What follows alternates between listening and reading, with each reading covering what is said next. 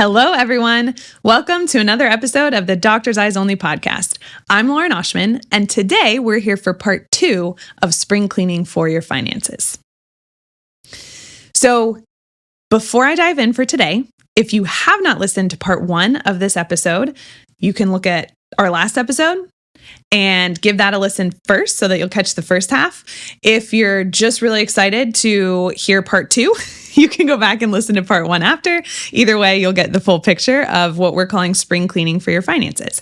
So I talked about in part 1 a little bit of the benefits of spring cleaning when we think about doing it for your house, and how I think those are actually pretty similar to doing some of these small things that actually can just help you feel good that you're covering the bases on your finances. And hopefully there aren't little things hiding that maybe you're like, oh my gosh, I didn't know to think about that. Or, oh gosh, I haven't checked that in forever. I don't want you to find those things out when it's too late, which is why this idea of spring cleaning, I think, is a great one. So if you haven't listened to part 1, or if life's been a lot since part 1 and you've forgotten what you heard, we talked about consolidating your accounts. We talked about checking your interest rate on savings to make sure that you're doing the best you can in this higher interest rate environment. We talked about verifying your contributions, particularly to like pre-tax retirement accounts where there are IRS maximum limits on funding. And then we talked about the importance of creating unique passwords, especially for your key accounts that are just really important to be kept locked down. So hopefully you took my challenge and you actually took action in one of those areas over the last couple weeks. I know you're really busy, so if you didn't have the chance to take action yet, that's okay. I'm going to give you 4 more tips today. And hopefully then by the time we're here for the next episode, you'll have the chance to take action on at least one of the 8. So today we're going to talk about reviewing your beneficiaries. We're going to talk about checking your credit reports, validating your homeowner's insurance coverage, and then what to do if this is just an area that you think you would like to outsource. So let's dive in. First tip for today, review the beneficiaries on your accounts. Retirement accounts through work, IRA accounts, life insurance policies. These are all things that have beneficiaries on them. A beneficiary is the person who would get that account if something happened to you and you weren't around anymore to have the account. So oftentimes when you first set the account up, you set up the beneficiary. If you're married, retirement plans actually make you put your spouse, or your spouse has to sign off on you putting someone else. So it's probably your spouse. You may have made it someone different. You may have done some estate planning and your attorney recommended you did some different things with your beneficiaries. So I'm not necessarily talking about the right beneficiaries today. That's kind of outside the scope, and I would defer to your attorney for that. But whoever your beneficiaries are intended to be, we want to make sure they actually are. So I'll ask you a question. If something happened to you tomorrow, if you weren't here tomorrow, let's say you have a will and it talks about who you want to get your stuff. And then you have these different accounts with beneficiary designations that say who those accounts are to go to. So you have your will and you have beneficiary designations. Both of those things are written out. Which one actually decides where your money goes? A lot of people don't realize this, but your beneficiary designations actually trump what's in your will. So I actually just heard a story this past week. A woman had been reviewing her beneficiary designations, and she realized that she had her ex-husband listed as a beneficiary on an old 401k plan from an old job. And she was like, oh my gosh, like what would have happened if I didn't notice that and something had happened to me? Would my kids not have gotten that money?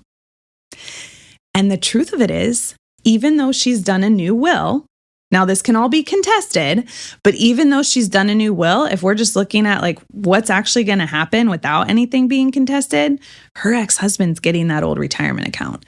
So beneficiary designations are extremely important. I would recommend, and I try to do this once a year myself. We try to do this once a year for clients that we're helping. We just review the beneficiary designations and make sure, number 1, that they're all there. And number 2, that they are what we intend for them to be. So again, these can change over time as you do estate planning and things like that. We just want them to be what you intend them to be. So that way your desires, your will, your desires, and your beneficiaries, what's actually going to happen with your money, match. That's what we want. The reason I mentioned we want to make sure that they actually exist is because oftentimes 401k plans will change, right? Like a hospital might change who runs their 403b plan. I have a situation actually right now happening with a number of clients that work at one hospital system, and the hospital system got bought by a bigger hospital system. So the retirement benefits are changing over to that new hospital system's plan. When the plan changed, the beneficiary designations dropped off. They have to be reelected. And so if those doctors don't realize that, right, and they don't make a beneficiary designation on those new plans, they may not actually have the money pay out the way that they intended to if something happens to them unexpectedly. So just make sure that your beneficiary designations all exist and that they're all what you intend for them to be. All right, second tip for today is to check your credit reports.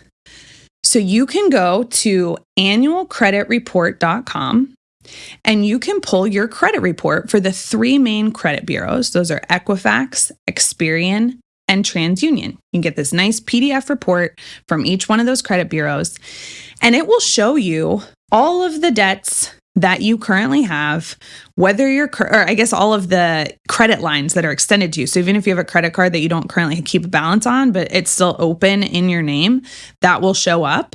Any debts you currently have, how much is outstanding on that debt, whether you're current on your payments, all of that information will be in your credit report. Why should you check your credit report as a part of your financial spring cleaning? Because we want to make sure that everything on there is accurate. So I'll actually use a personal story to illustrate this one. This was years and years ago. I started doing this annual credit report check for myself and for my husband. And we pulled a credit report, and I saw on my husband, there was a Best Buy credit card and had like $5,000 outstanding on it. And I was like, hey, do you have a Best Buy credit card? I didn't have any awareness of this. And he said, no, I've never opened a Best Buy credit card. So we called Best Buy. He had not opened a Best Buy credit card, but his name was on a Best Buy credit card that someone else had opened. Thank goodness we caught this before whoever did this had done anything else. And it was fairly easy for us to work through because it was just one fraudulent debt.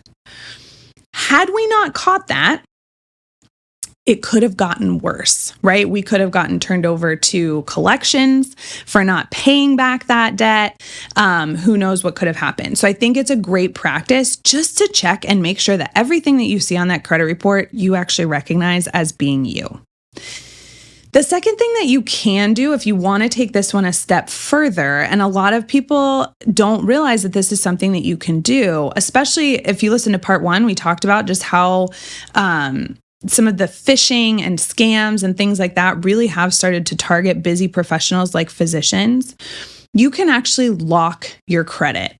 So you can set up an online account with, again, those three credit bureaus, Equifax, Experian, and TransUnion.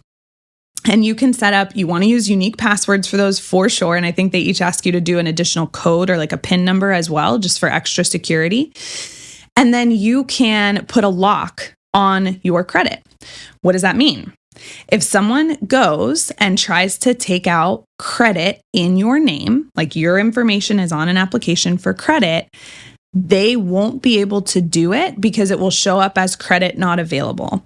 So the institution that the credit was being requested from would say, actually, you need to unlock your credit before we can run the credit check to extend this credit.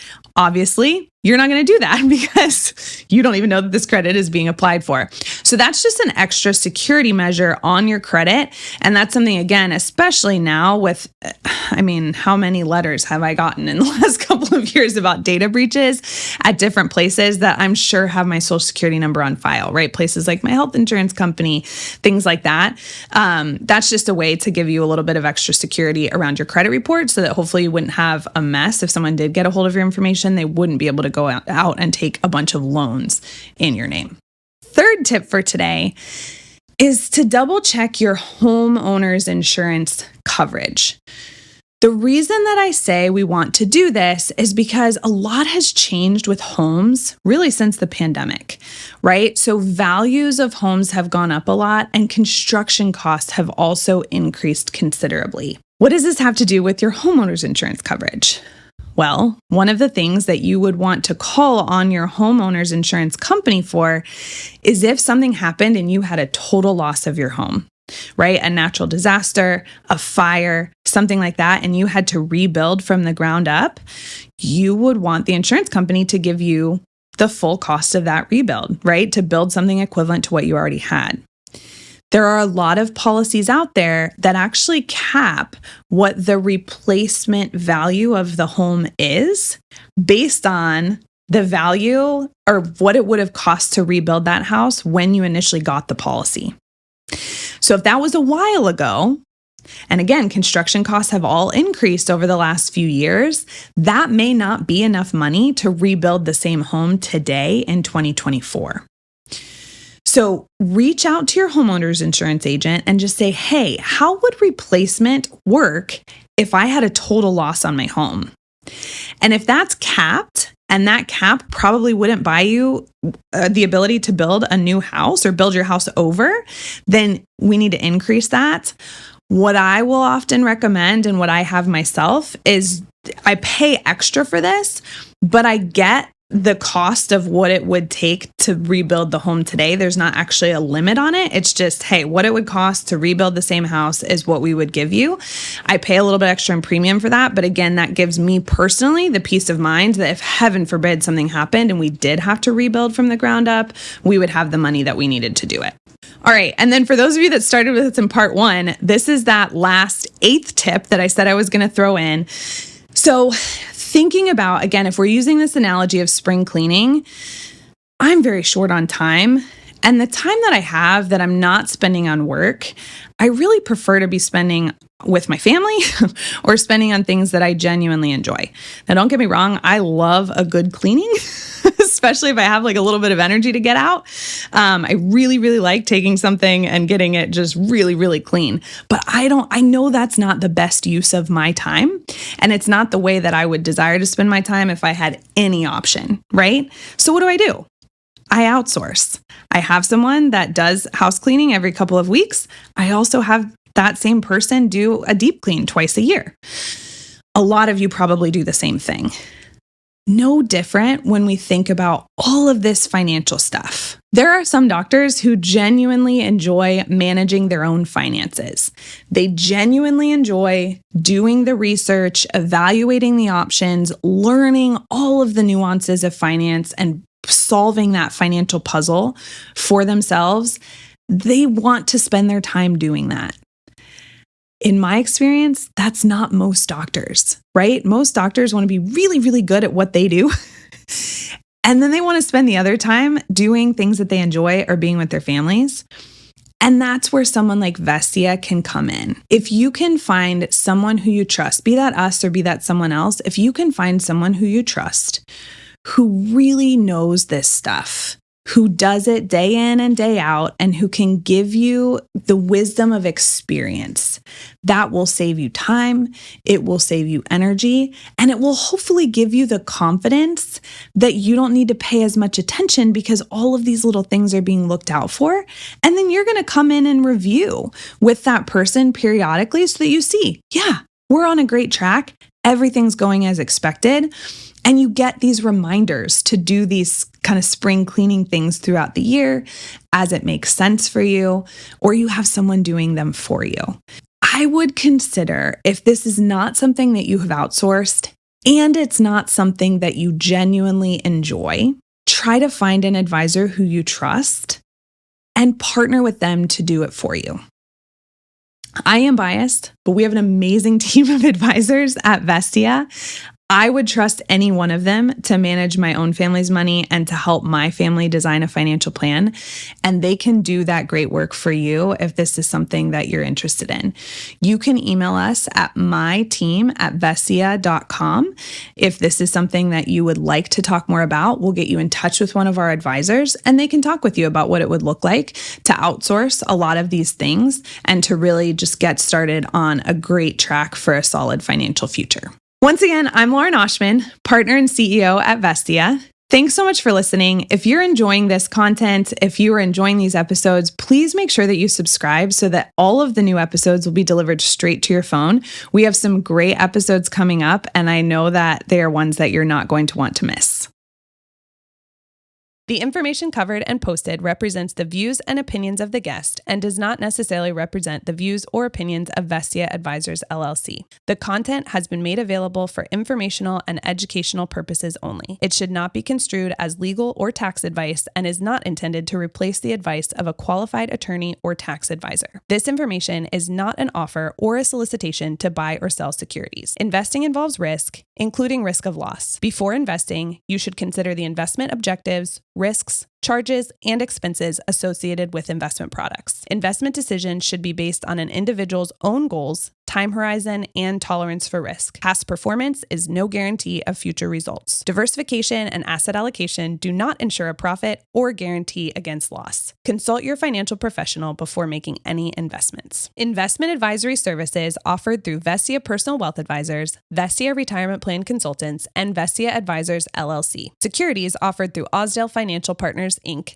5187 Utica Ridge Road, Davenport, Iowa, 52807. Member, FINRA, SIPC. Vestia Personal Wealth Advisors, Vestia Retirement Plan Consultants, Vestia Advisors, LLC, and Osdale Financial Partners, Inc. are independently owned and operated.